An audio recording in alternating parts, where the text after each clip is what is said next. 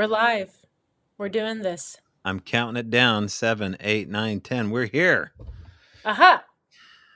Hi, Jill. Hi. I know. Do you recognize me wearing my nerd goggles? I'm Yeah, going. Yeah. It's. I do. Those are good. They don't, like one of the things they do on TV is they have that, they cut down on the reflective lens. Mhm. And I don't see a high, are those cut down on reflection? No, I'm contorting my body not to hit the light reflection in my glasses. Yeah, Okay. there's some funk in the air. I don't know if it's from fires or whatnot, or just your mild suburban pollution. But my contact lenses were just like, the, just like a foggy scene. I Gritty? was like, maybe I'm going blind. They Yeah. made a movie about this in 2012, and maybe it's coming back to haunt me. I'm living it. I'm living the Leber's Uh, hereditary optic neuropathy syndrome. But it's not. It's just some gunk in my eyes. But yeah. I figured I'd mix it up, wear my glasses, and give off the illusion that I'm very scientific. And I know that I lost a contact at the Sierra camp, and it was lost down in like between a log. And it was on our last day, and David Johnson found me on all fours, like fishing around for some debris. And he's like, "Are you okay?" And I was just like, "Yeah, I just can't see. I'd rather not go down on horseback with four eyes." But I found it, it's all gritty. And what do you do when you're in the should be like a thing. Like, what do you do with your eyewear when you're on an extensive hike? No one ever thinks of that. People's contacts can freeze to their eyes and cold temperatures, for crying out loud. But gritty eyewear, the bane of your existence. Now, I haven't had LASIK. I know that Brett, you've had LASIK, I believe, and he swear by did. it. Is that something you've ever thought of doing? So, you guys, thanks for tuning in, by the way. We're just going to kind of make some small talk and give a minute for everyone to kind of show up here. Here's the deal with LASIK. So, Brett got it and he's like, "This is the greatest thing ever. You need to go in." And I'm like, and I was having anxiety about it. So they gave me a tour. The two women were like, "And this is where we numb your eyes. And this is where we, you know, do this, that, and the other." And it got to the point when they're talking about, "And this is where we strap you down." And the needle could, they're basically describing that scene from Fire in the Sky to me. I was just like, this is, no, not me, not my eyes. Um, and I just stared at the lady, and like, you have to, there's like a viewing, there's like like a mirror, not a mirror, like a window behind me. So Brett was standing behind, kind of like, "Oh, I'm watching the tour." And he couldn't see me, and I'm just looking at the two technicians, and I just started crying. I'm like, "I can't do this, I'm scared." And I just freaked out, and they're like, "You're probably not a good candidate based on how you're reacting just to the details of the procedure." And yeah, You have yeah. to go in for routine maintenance periodically. Like, eventually, doesn't it wear out over time and they have to readjust your eye again? Is that possible? Yeah, maybe. I mean, Okay. I guess your eyes are going to change Mm. eventually, but I think for the most part, I mean, he's got eyes like an eagle. He's reading the date off of dimes, half a mile away. Um, yeah, and with my luck, because I'm always the exception to the rule. I just Right. know that I just know that it'll be like the doctor who's doing the procedure will sneeze or something, and it'll be like, "Eh," He'll and come in they'll like like, this, like, "Okay, you got this. Now we're gonna go in with anesthesia." I come out with like a Harry Potter Right, scar right, going across my eye. right. No. So yeah, I like to, Mm, I'm an optimist, but when it comes to my eyes, I'm always trying to think in worst case scenarios. mhm. So that being said, let's roll in. Let's roll into the show. Let's talk. Let's do a Okay. recap. Well, I just got in from a nice little hike near an interesting area on the Dungeness River, not too far from my house. I took Cooper on a walk, and immediately I blew out a flip flop. I was literally like wearing a Hawaiian shirt and I blew out a flip flop and I was feeling really Jimmy Buffett about it. And of course, Cooper bolts off and I'm standing there close to an anthill with one flip flop on a river with my Squatch Hawaiian shirt on. So it was pretty ironic not too long ago. We didn't have anything happen there. There's quite a bit of activity though in the mountains all around this area, but it's hard to squatch with one flip flop on. So that's what I just got back from doing, and we got a lot to talk about though. I don't know if you want to talk about your day or just get into the video you dropped. Um, we can get right to it. I mean, I was just at Benihana, and Oh, I've never been to a Benihana. I've never been to what? a dancing onion thing or any of that. I gotta go, right? Tobe, the next Yeah, time you're in our neck of the woods, I we know. will make a You guys are special. taking me to all the cool places. Oh, that's we have taken you to all of our favorite like Yeah, hot spots on the road. Yeah, yeah, yeah. Okay, yeah. We're good Benihana. like that. But We hey, had hey, one hey. in Eugene called Shoji's. I think Shoji's in Eugene was similar to a Benihana experience. I don't think it's there anymore, but that was as close Same as I could have same got. thing but Yeah. different. Okay. Yeah. Yeah. All right. So hey, before we jump into current events Mhm. in the world, Yeah. I see Jeff Roan is in the chat, and I'm going to share some information that Jeff relayed to me just earlier today, just moments prior to Benihana. And I know that he spoke to you about it too, correct? Correct.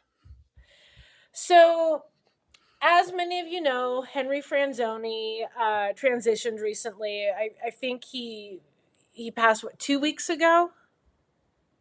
Yeah. It was when we were on our way down to Sierra Camp. Yes. So yeah, what was it, last Thursday? No, Mhm. Thursday before. Wednesday or Okay. Thursday eve of 2, yeah, I forget the exact date. Okay, so a couple weeks ago, and and also I just want to say that there are details coming out now about a memorial service. We do have that information up on our Facebook page, and it was, Brett just corrected me, is August 21st. Um, that Henry passed, and I just want to say we do have information on his memorial service on our Facebook page, and maybe Brett can find that and drop it in the chat for anyone that's interested. Um, but moving on, um, so I get a message from Jeff Roan telling me I got to tell you something crazy that happened, and I'm like, coming from Jeff, it could be anything. So we hop on the phone, and he's telling me about he was out with another researcher, a young woman by the name of Alicia, and they were out at they're actually at Al Moon Lab, like where Daryl did his habituation, and she brought a spirit box with her. And is like, we're here. There's a lot of Sasquatch activity. Maybe it's appropriate. Let's reach out and see if Henry Franzoni is available. Tell people what a spirit box is because they may picture 3 or 4 different items, but when you say spirit box, what is that? Um, I mean, it is a device. It is like a handheld electronic device, but I know they also have like cell phone apps for it. Okay. It's basically most of the ones I'm familiar with. It scans FM or AM stations, and Okay. the idea is that kind of like what Simeon Hine talks about in our sequel, Paranormal Bigfoot, is there's a disturbance in the electromagnetic field, and spirits are manipulating the channels and the frequencies to pull words to communicate, or sometimes they're just speaking directly. um, Double check that. I know just enough to be dangerous. But anyway, so they were working with it, and they're reaching out to see if they could get a response, and they weren't getting any interaction. And then they're like, well, they had to take care of business. So Jeff went one way, and Alicia went the other, out in the wild to relieve themselves.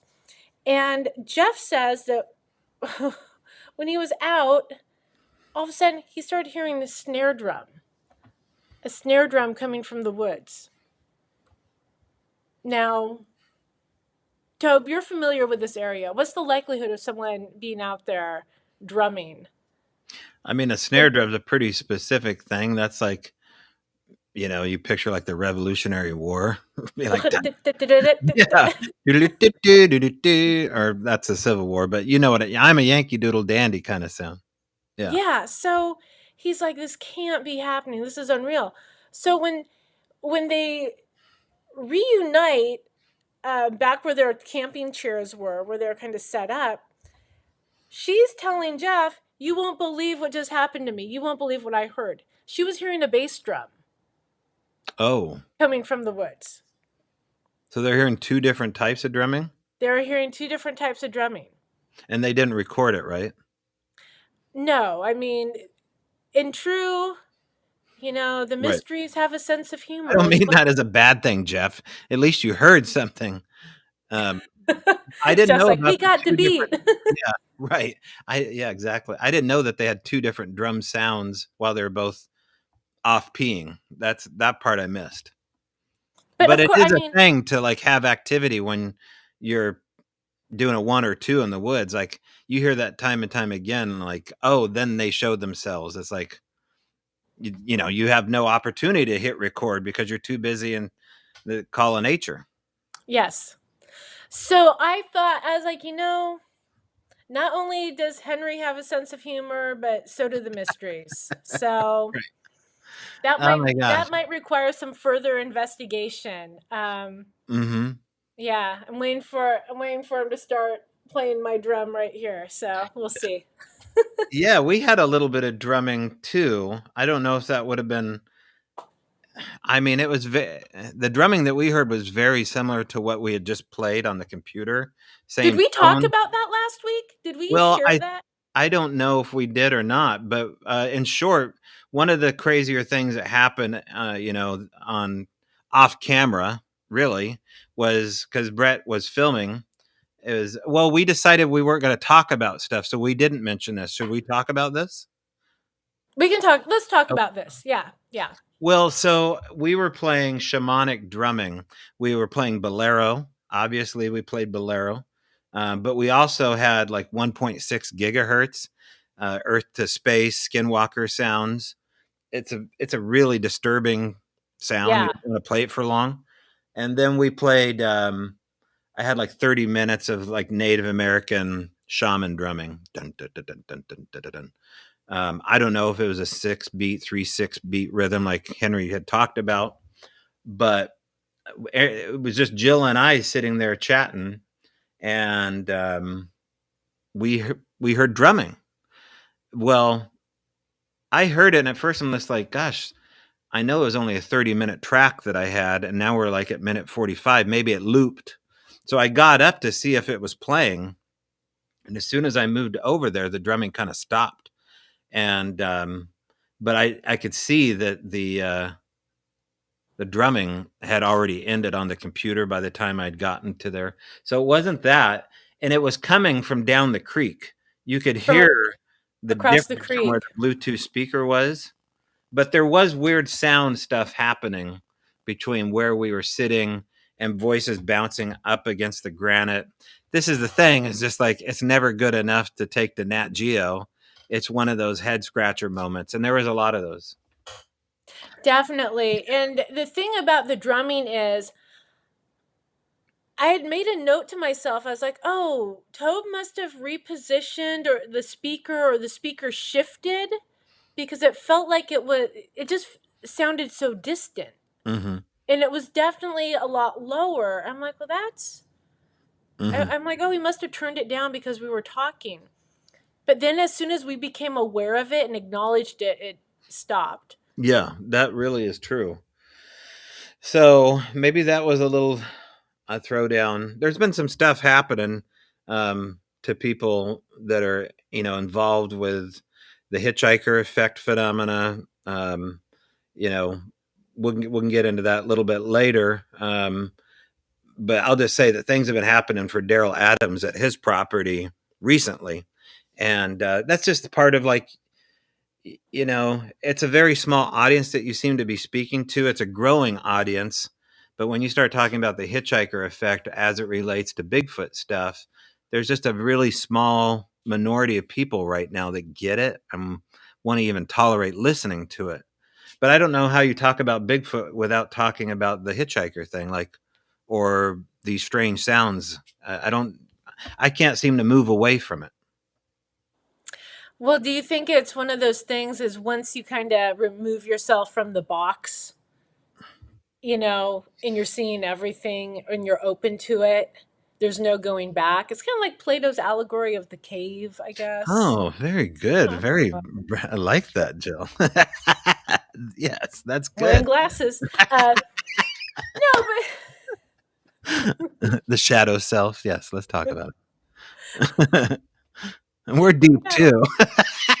no, No, I but really agree with think you. about it. But once and I think about the people. I mean, we still will message or get contacted by people who are like, "What I saw was flesh and blood. It was a big primate Mm. monkey man, blah blah blah, and it's not magical." And I'm like, "Well, we're not saying it's magical, but stick around and talk to more people." I'm kind of saying And it's magical.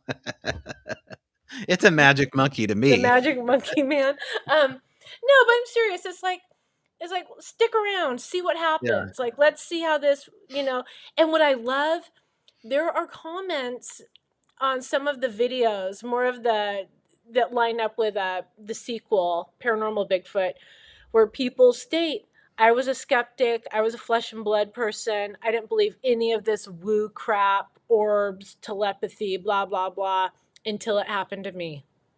Mm.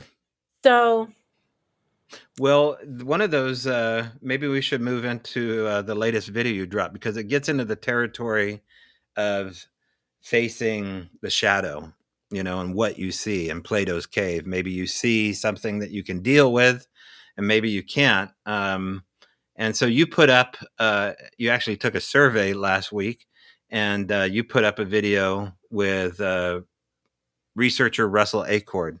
And it's a short video. It's less than 6 minutes, right? 5 minutes or 6 minutes. it's like five Mm. minutes. Yeah. Yeah. And just to give some background on why it's so short. Mhm. So we filmed this at Phenomicon a couple years ago when we were screening A Flash of Beauty Bigfoot Revealed and gathering some more interviews for the sequel. And we're like, oh, we really want to talk to Russell, and he made it very clear. He's like, I'm a flesh and blood guy, right?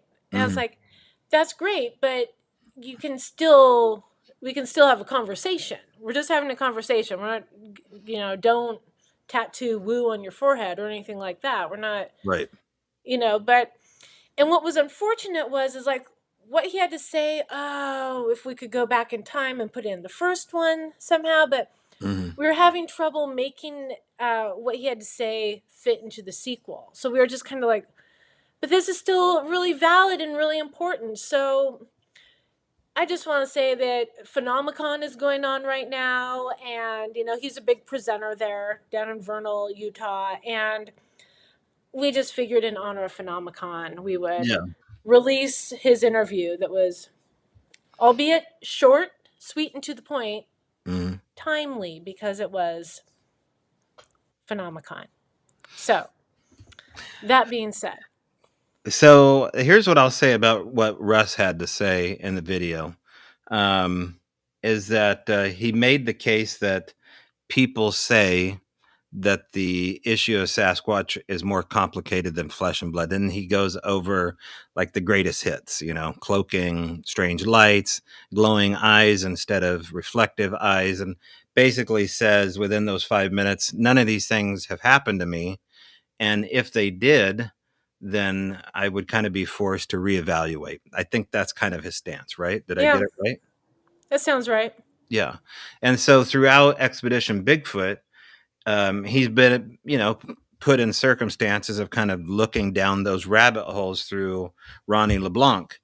And I would imagine that some of the things that have happened on set probably didn't come out of Russ's mouth on video, Now, Russ only knows the reason why that is, but given the sheer amount of really prime Bigfoot areas that they have gone to, including the ones I was associated with recently, the 2 seasons that they did out here in the Olympic wilderness, and the stuff that I heard privately from cameramen on set, I I just would like to see what the rest of the story is. So generally that's the way it goes with people in the ape category, is that they just leave a lot out.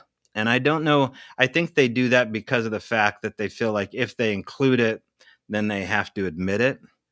And I don't think that's necessarily the case. I mean, if you saw strange lights, if you saw glowing eyes, if you saw the shimmer, the cellophane, the pixelation, then just say it. Just like this phenomena was in proximity, because that's how it started for me. I didn't see Bigfoot cloak. I didn't see Bigfoot turn into, a sphere of yellow light brighter than the sun. But the stuff in proximity made it way more fascinating than just Bigfooting. And I was like, well, can I look for that stuff too? So that's just the kind of conversation that some of the really ardent Bigfooters refuse to have. And I don't get it, because I'm not looking for them to say Bigfoot's an alien or a magic monkey. Um, I'm just looking for the conversation to get more interesting. And Mhm. you tell me what you think. I agree, and I have to wonder also is I know again, wearing the glasses, I'm gonna bust out Right some there we thoughts go. here. But I have to wonder if, say you're out in the woods, you have an experience, you see something, you see an 8 foot bipedal ape person, that you cannot place in your mind where this fits. And then it's one thing just to come to terms with that, but then it's like creating that whole narrative of like who you are as a person and Mhm. what you saw. I mean, you're talking about people having to risk. It's hard enough for people to say, "Hey, I saw something that isn't supposed to exist," as Mhm. Rich Germeau has stated, as Mark Parker stated. Um, but then having to tie in like your professional life, your reputation, your family, maybe if you're active in the church or any other social groups, Yeah. and things that can kind of unravel who you are and the narrative you've created of who you are in society, and having to admit that, oh yeah, I also saw lights and I was hearing voices, and now things come tapping on my window at 3 a.m. Mhm. and I wake up with nosebleeds or what have you. That changes things. I think that changes. It's either you're not being honest about the experiences and how that's affecting you, or I don't Mhm. know, maybe it's just a catch up. Like you just need time to, some people are a little late to the party, or it's harder to work through those emotions or acceptance. I mean, it fits a category of person. There's really, there's probably a couple different camps, obvious camps of where the aper can go. It's just like denial of the event due to the circumstances and social standing. And I'm not saying that Russ has denied anything. Maybe he actually, everything he said on there smacks true of what I've heard before from apers. So he's not like going out on a limb and digging his heels in on the issue. It's just that it would be interesting to see when people have made statements like this, if the narrative changes to a degree where it becomes increasingly popular to talk this way, which it kind of is already moving that way, whether or not their opinion will shift due to the the ease of stuff. And that's just the way they, right, like that's the way the human condition is, right? Like we only make some of these decisions when we feel like we're not going to get fired upon. Yeah. Right now people are still getting fired upon to a degree, figuratively, when they talk this way. But I've never had anything to really lose. I never, it was just easier for me to talk this way from the get. And so I kind of have the luxury of not caring. if that makes any sense. It is a luxury. Yeah, It is a luxury. right. Um, yeah, and I think even, that's sort of what we're trying to do here with putting out the full interviews, though, regardless of what camp people are in. Mm, We've also, we've really worked hard to create a community mm. of people who, like, we can hold space and people can share their experiences and connect with other people who can support them. Yeah, we may not all agree and we may have different theories and ideas, but we're all trying to understand the mystery. That's Hmm. all we're trying to do here. There's no reason to fight about it. And it always makes me wonder, like, when the people who come in super aggressive and stubborn, like, just like baring their teeth, ready to fall on the sword for, like, you people are crazy. It's like, what happened in your life that is making you so, like, closed off? Like, what happened when you were a kid where you saw something and no one believed you and you felt so shamed or, embarrassed that you can't listen to other people now? I don't know. I think we need to break out into teams. And so that way we can fan out into the woods properly and figure this out. Don't you agree? All right, go ahead. Let me look at the chat really quick here. It's really we got Daryl's in here. Daryl's in a chatty mood here. Oh, I turned Peter. off my comments so I am not distracted. Okay, well, good on you. And just again, thanks everyone for coming in and joining us. We're fresh off the latest episode Mm. of Expedition Bigfoot that I want to get into for two things. One, I want to talk about last night's episode that you were in, and I was hoping you could talk a little bit more about your experience because, I made a post on Facebook, and it got a little spicy. Some people were like, "Those aren't real researchers," and blah, blah, blah, blah, just all this I know I'm not. anger, and I'm like, well, Tobe is a team member and he's a collaborator, and we're gonna support him. I think I even wrote, as like, if Tobe ends up on Hollywood Squares, we will support him, which would be amazing if he Please, could put right on some sort between of Jim game J. show. Bullitt and Phyllis Diller, somewhere like in the top center. So tell us about this last episode and all the excitement. Spill the Okay. tea, dish. Uh, so I, it's kind of hard to go back and watch yourself on camera, because it just is for me sometimes to do that. But I did it for this one because I wanted to see how they cut it all together. What kind of stuff. It seemed far enough away to the point where I couldn't actually remember all the details. So, um, anyway, when last we left Memoriam, myself in the woods, there was a Canadian geese sound that had caught my attention. Um, that pretty much the way it happened. And from my experience, when I heard that sound, it sounded like what I said. It sounded like a Canadian goose, solitary, kind of in the middle of the road. So you go fast forward to the third episode here, and Maria and I are looking at known goose sounds compared to the sound that I recorded. And so, was it a mimic? Was it too far away to where the point of the sound wasn't this, vertical pattern? Um, we don't really know. Just more work needs to be done, and that's what we were talking to with Maria. Um, but it gets into the idea of mimicking, and I don't know where they had been before in previous episodes with Sasquatch doing mimics, but obviously crows can do it. Natural animals around the woods can already do this mimic stuff. So it's not that far of a cry for someone who's into the flesh and blood explanation. There's people off camera too that are totally wanting to know more about this paranormal connection. There's people in the show that are into the paranormal connection that aren't speaking about it openly, right? Like their jam is to talk about it through the kind of developed persona that they have on camera. What I will say is it's not a scripted show. Like, I was never handed a script on camera to read at all.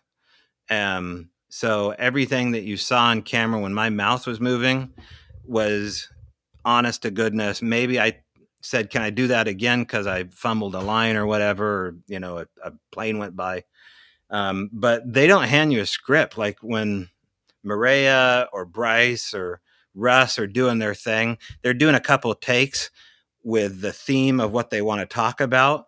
And here you seem kind of caught off guard by this too, Jill. Is that the directors and the assistant production manager, the producer there, they leave it up to the talent or the people on set to kind of come up with like the next brainstormed idea for the show. So they have, little things that they want to do along the way. But Mm-hmm. we were free to set up a new concept, a new idea on camera, and they ran with it. Now, maybe that's because of the fact that we were pressed for time.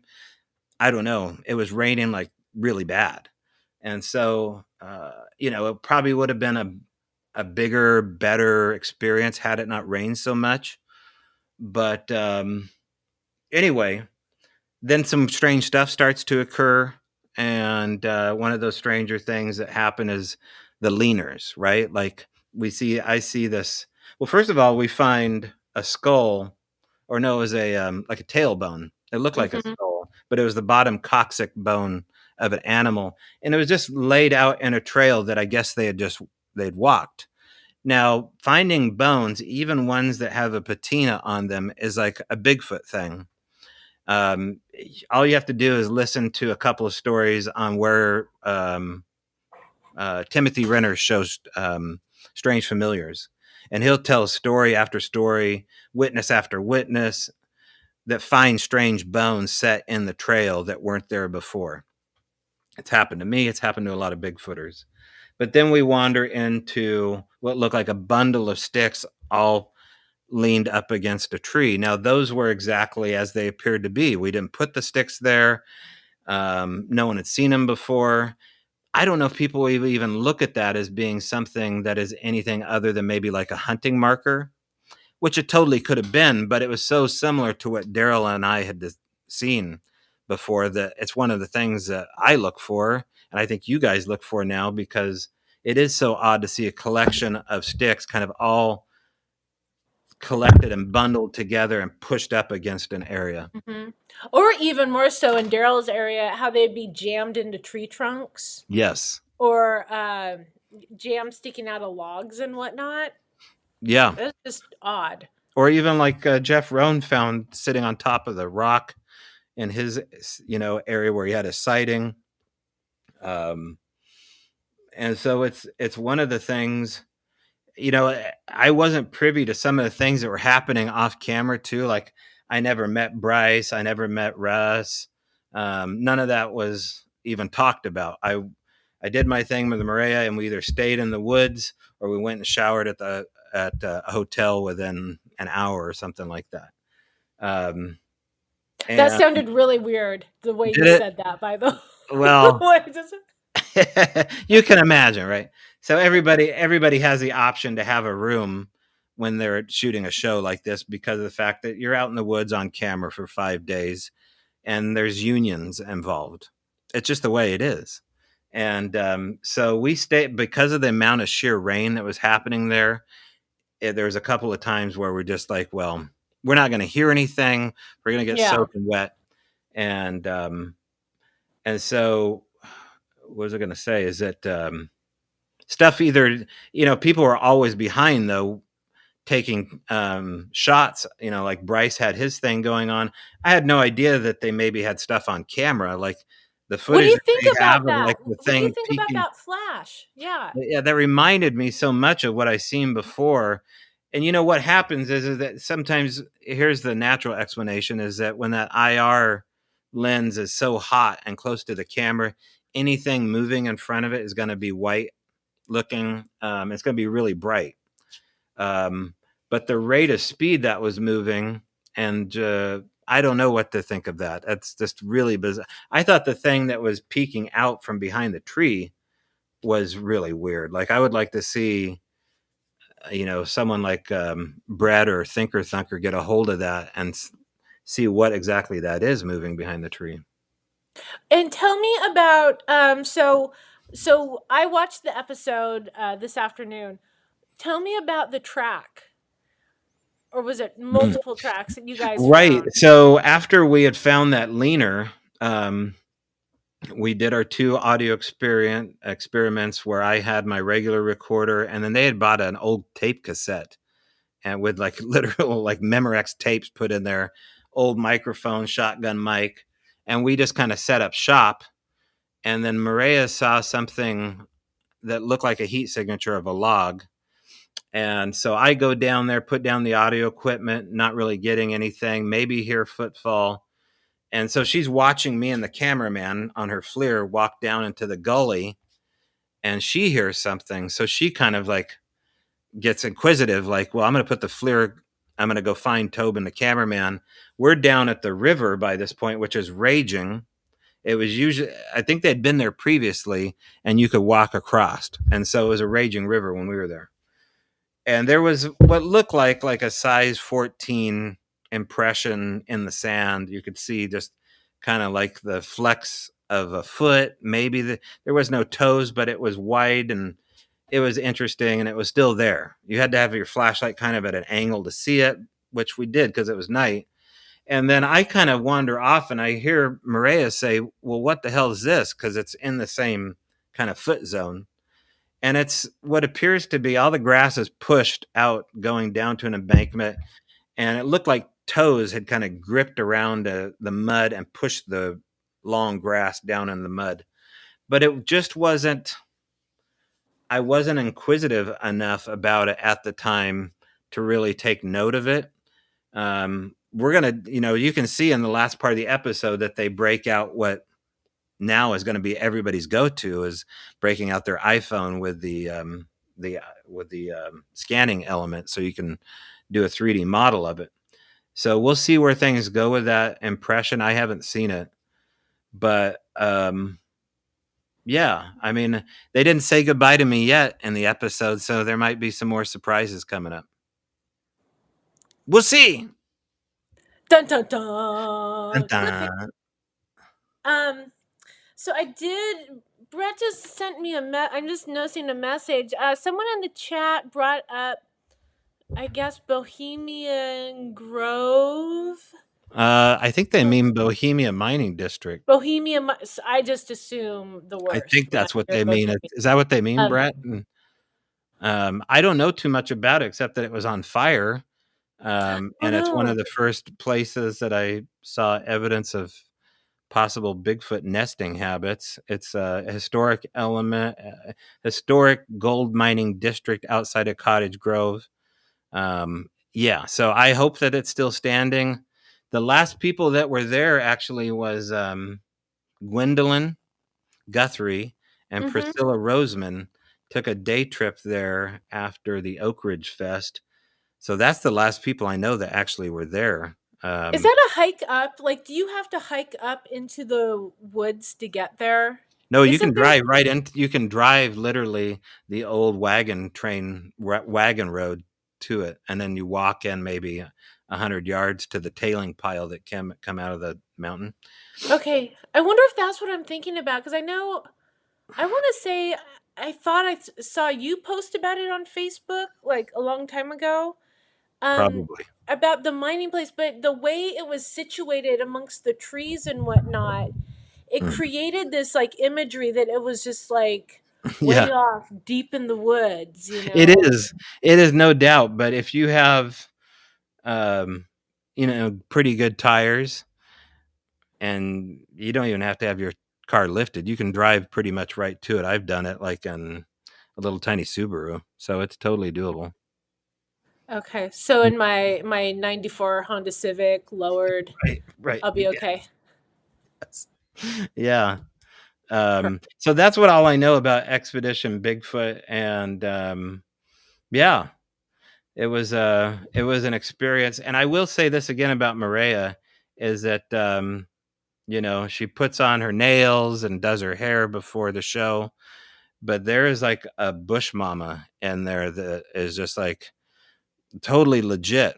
Like she is one of the guys in the woods, and I was shocked by that. I didn't know what to expect, and so she's the real deal for sure. To do what she did and find a lemur like she did, like in I think in Madagascar, right? Um, and that takes some serious cojones. Yeah. And I will just say, because I have heard her presentation a couple times at Phenomicon, it's a great story. Just Mhm. the whole thing about how growing up, her mom wouldn't let her join the Girl Scouts because it was Right. too dangerous. Well, go look at her TED Talk. Like she has a TED Talk online.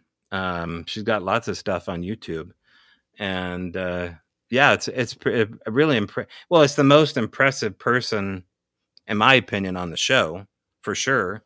Like she's probably one of the most impressive researchers out there looking into the subject matter that's being filmed. I don't know who else, female wise, that has her background that is doing actual research. And she's really curious about it. Like, she has a genuine curiosity, even about the strange stuff. It's not like she's taking digs at me in the show and saying, and that was my fear, is that somehow I was going to rub off on her, because I say some pretty outlandish stuff. We're talking about geomancing, and then Hey, going to like a shot of Stonehenge.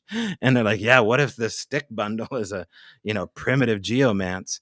And they're always looking for content in the shows. You have to like say stuff, to bring up, even if it's controversial. They would love that.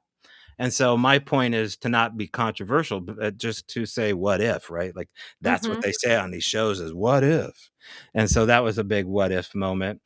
But, you know, strange stuff strange stuff happens when you're bigfooting, and I think Maria knows that. Very good. Well, it'll be exciting, regardless of what your stance is on the show, to see what happens next and to see what zany, wacky surprises are in store with Tobe Johnson. I know, right? Oh my It's like god. it turns into a Scooby Doo episode Oh, and where they blurred out my native patch. It's not. They should have just asked me to not wear it. I didn't think they were going to blur it out. I was shocked by that. Just like it's not a trademark image. Um, so yet yet they left on the back of your laptop our logo for the right, show, for the documentary, yeah, our there it gift is. guide. Yeah, yeah, Yeah. Yeah, thanks Doug. right.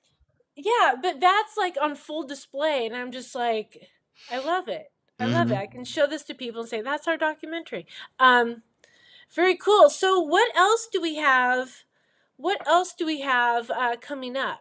I feel like now that the Sierra Camp trip is behind us, I can breathe again. Hmm.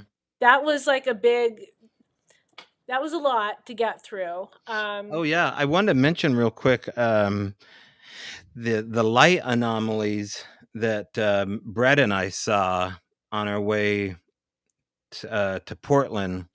Brett can chime in on this. On I-5 going northbound at 1:30 in the morning on it would have been the day that we left, so it would have been Wednesday evening, coming into Wednesday evening, I believe. And we saw what looked like a giant meteor streak through the sky.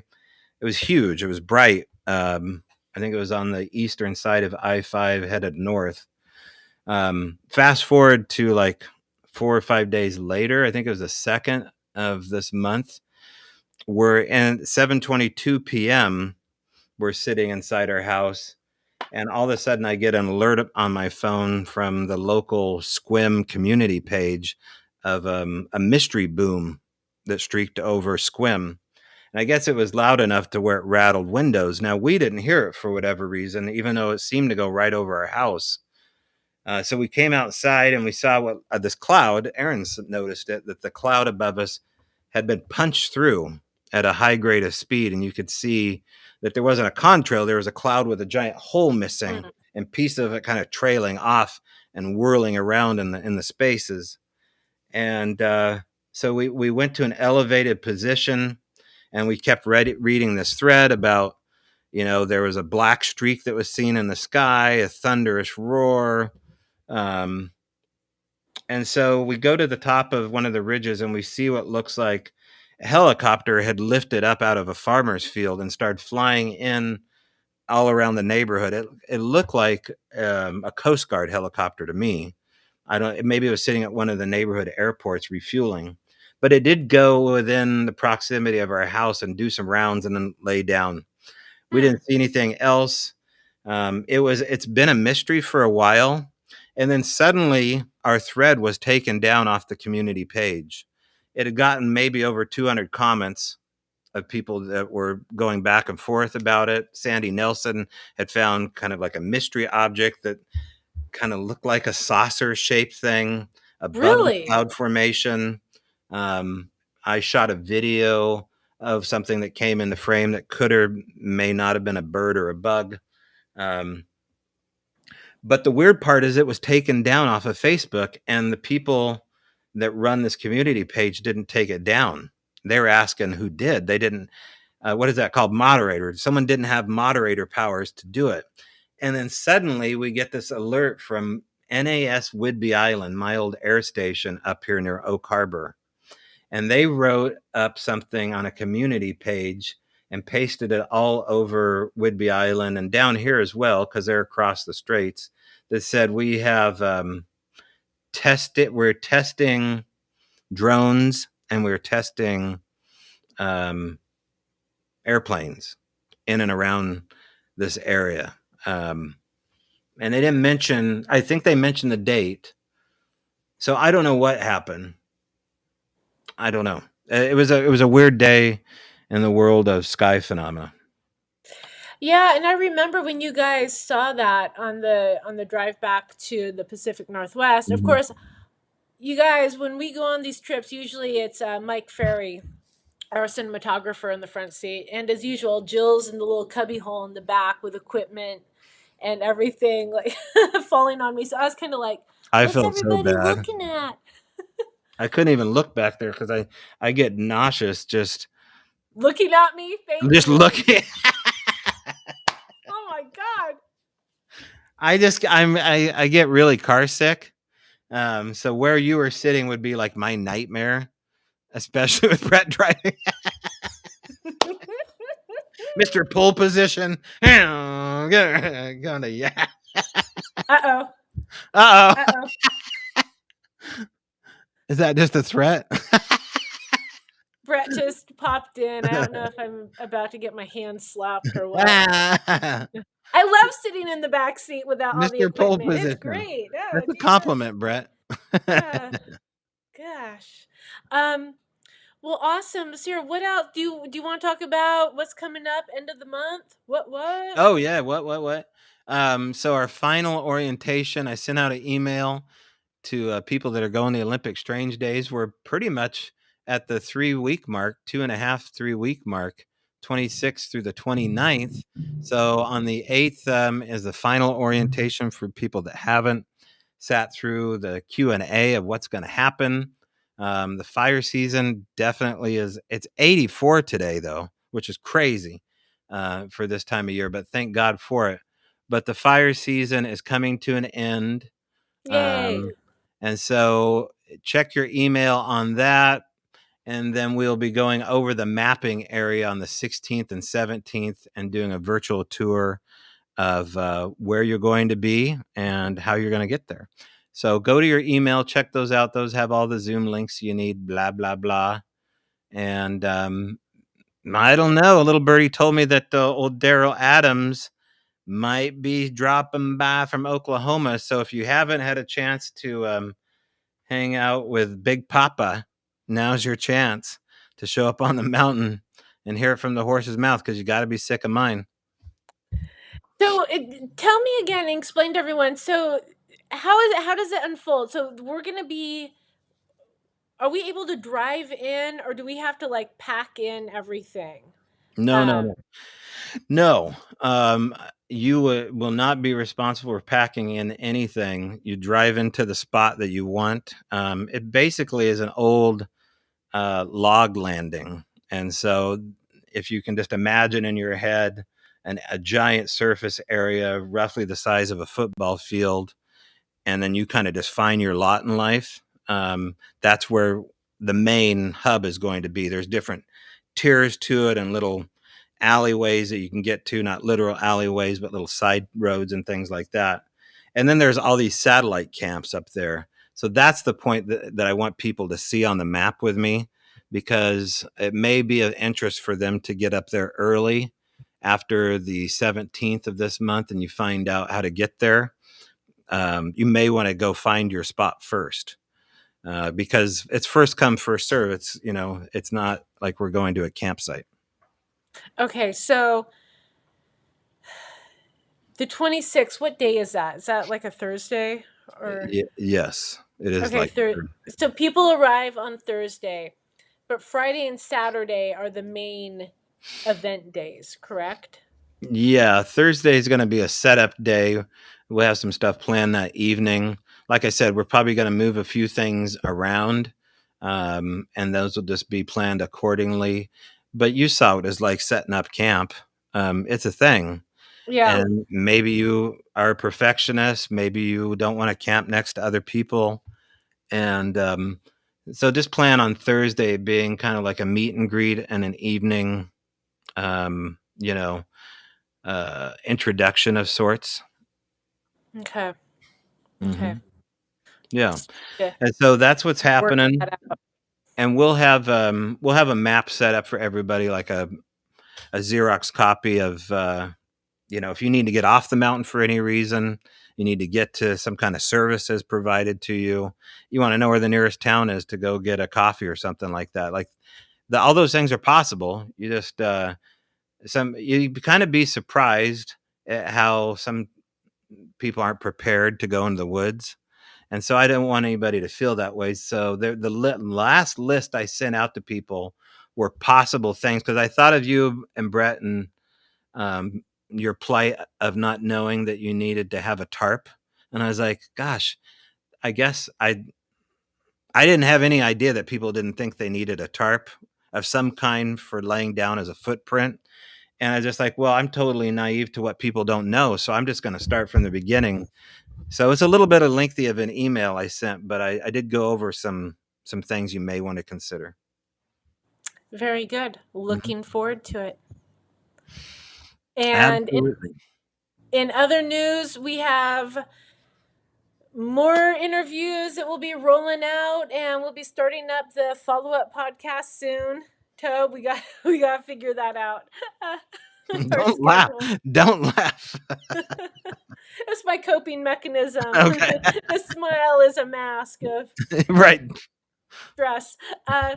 But yeah, we do have some other projects in the work. One of them that we've kind of done a soft announcement on is our third installment of A Flash of Beauty, which is all about we'll be featuring indigenous culture, experiences, voices, stories. So if you're Native American and have an experience that you would like to share, and have reflected and represented in the Flash of Beauty series, please reach out to us. The best way to do that is info@bigfootdoc.com, or just leave a message and we'll either on our Facebook page or in the comments. We go through them on a pretty regular basis and stuff, but we would love to talk to you. And trying to think what else. I mean, that's our main. We're shifting gears on that. We're wrapping up. We have some